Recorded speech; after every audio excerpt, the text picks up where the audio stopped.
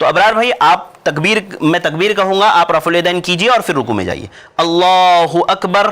اب آپ دیکھیے رفع الیدین ویسے ہی آپ کو کرنا ہے جیسے میں نے ابتدا میں آپ کو بتایا، رکوع میں جائیے۔ ابھی آپ نے رفع الیدین کیا اور آپ رکوع میں چلے گئے۔ اب آپ دیکھیے رکوع میں بہت غور سے آپ دیکھیے کہ کیسے رکوع کرنا ہے۔ ہمارے بھائی بہت ساری غلطیاں کرتے ہیں رکوع میں۔ سب سے پہلے تو پوزیشن ہوتی ہے ہاتھ کی۔ اب آپ دیکھیں ہمارے ابرار بھائی کا ہاتھ، آپ دیکھیں کہ ابرار بھائی نے کیسے رکوع میں، یہ بالکل صحیح طریقہ ہے رکوع کا کہ آپ نے اپنے پنجوں سے جو ہے گھٹنوں کو مضبوطی سے آپ نے پکڑا۔ یہ رکوع کا صحیح طریقہ ہے کہ آپ اپنے پنجوں کو جو ہے مضبوطی سے، گھٹنوں کو آپ اپنے پنجوں سے، اپنے ہاتھوں سے پکڑیں۔ اس کے بعد یہ جو آپ کے ہاتھ ہے بالکل سیدھے ہونے چاہیے۔ تیر کی وہ کیسی ہوتی ہے رسی تیر کی، اس طرح سے بالکل سیدھی ہونی چاہیے، اور پیٹھ بالکل آپ کی جیسے ابرار بھائی کی ہے بالکل سیدھی ہونی چاہیے۔ تو یہ رکوع کا بالکل صحیح طریقہ ہے۔ اب بعض بھائی غلطی کیا کرتے ہیں نا رکوع میں کہ وہ ہاتھ رکھتے نہیں ہے، اس طرح سے آپ وہ ہاتھ رکھ دیتے۔ دیکھیے یہ دکھ رہا ہے آپ کو، انگوٹھا یہاں ہے، انگلیاں یہاں چلی گئی، بالکل غلط طریقہ ہے۔ ایسے آپ رکوع میں ہاتھ نہیں رکھ سکتے۔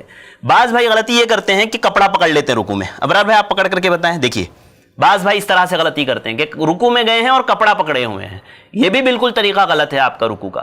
رکوع کا صحیح طریقہ یہ ہے کہ آپ مضبوطی سے، دیکھیے ابرار بھائی ہمارے کیسے پکڑے ہیں، ایسے مضبوطی سے آپ بالکل گھٹنوں کو پکڑیں گے، یہ رکوع کا صحیح طریقہ ہے اور اللہ کے نبی صلی اللہ علیہ وسلم سے ثابت ہے۔ اچھا اس میں ایک اور غلطی یہ ہوتی ہے نا، ہمارے ہاتھ دیکھ رہے ہیں یہ بالکل سیدھے ہیں ابرار بھائی کے، بہت سارے بھائی اس طرح سے پھیلا دیتے ہیں۔ اس طرح سے پھیلانا یہ بھی صحیح نہیں ہے، کیونکہ جب آپ نے پھیلا دیا تو آپ کی نماز میں کمی ہو گئی، کمی اس طرح سے ہو گئی کہ آپ کا رکوع صحیح نہیں ہوا۔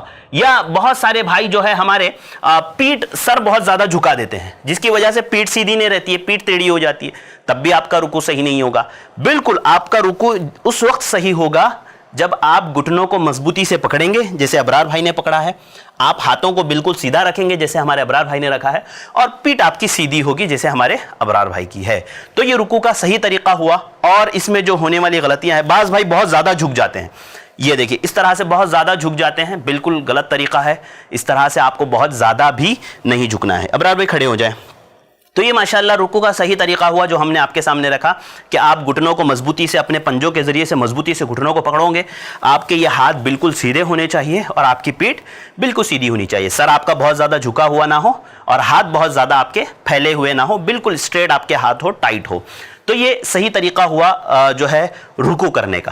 اب آپ نے رکوع کر لیا، رکوع جب آپ نے کر لیا تو رکوع میں آپ رکوع کی دعا پڑھو گے اطمینان سے۔ اس کے بعد اب آپ رکوع میں جائیں ابرار بھائی۔ اس کے بعد اب یہ رکوع ہونے کے بعد آتا ہے وقت رکوع سے کھڑے ہونے کا۔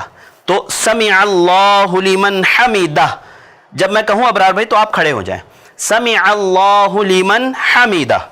یہ امام ہو تو امام کہتا ہے، مقتدی ہو تو مقتدی کو بھی یہ کہنا ہے۔ ہمارے ہاں بہت سارے بھائی صرف ربنا ولک الحمد کہتے ہیں مقتدی ہونے کے باوجود، جبکہ مقتدی کو بھی سمع اللہ لمن حمیدہ کہنا ہے، جیسے اس کو ساری تکبیرات کہنی ہے۔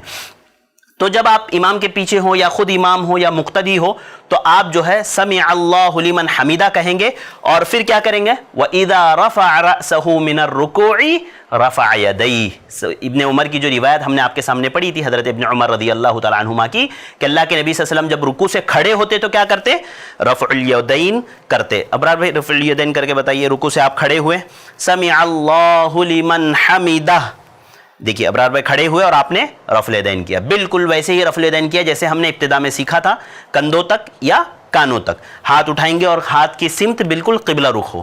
یہ رکوع کا صحیح طریقہ ہے۔ اور رکوع سے کھڑے ہونے کے بعد کیا کریں گے، بہت جلدی جلدی سجدے میں نہیں جائیں گے۔